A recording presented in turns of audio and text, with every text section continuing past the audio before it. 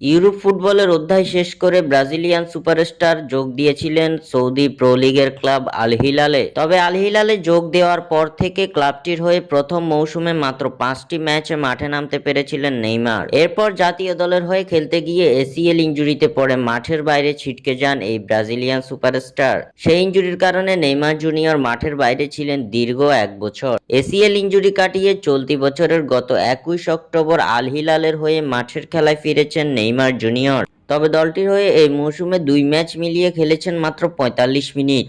এরপরই নতুন করে হ্যামস্ট্রিংয়ের চোটে পড়েছেন এই ব্রাজিলিয়ান। একের পর এক ইনজুরিতে পড়া নেইমারকে নিয়ে এবার কিছুটা অস্বস্তিতে ক্লাব আল হিলাল। গুঞ্জন উঠেছে আসন্ন শীতকালীন ট্রান্সফার উইন্ডোতে ক্ষতিপূরণ দিয়ে তাকে ছেড়ে দিবে ক্লাবটি। এমন অবস্থায় নেইমারের গন্তব্য হবে কোথায়? এমন প্রশ্ন সামাজিক যোগাযোগ মাধ্যম ও গণমাধ্যমগুলোতে। এমন প্রশ্নের উত্তরে সবার প্রথমে আসছে তার শৈশবের ক্লাব সান্তোসের নাম। তবে নেইমার যদি আল হিলাল ছেড়ে দেন তাহলে ব্রাজিলিয়ান অন্য ক্লাবগুলো কি নেইমারকে দলে নিতে আগ্রহী কিনা, এমন প্রশ্নও এখন গণমাধ্যমগুলোতে। নেইমারকে যদি অন্য ব্রাজিলিয়ান ক্লাবগুলো দলে নিতে আগ্রহ প্রকাশ করে তাহলে সান্তোসের পর সবার প্রথমে নাম থাকবে পালমেইরাসের। তবে এ নিয়ে নিজেদের অবস্থান স্পষ্ট করে দিয়েছেন পালমেইরাস।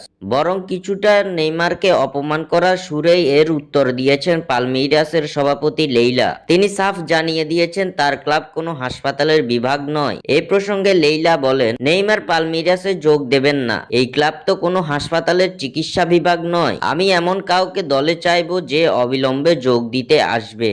আর কোচ চাইলে আগামীকালই খেলতে পারবে। এ সময় নেইমার খেলার যোগ্য না বলেও দাবি করেছেন পালমেইরাস সভাপতি।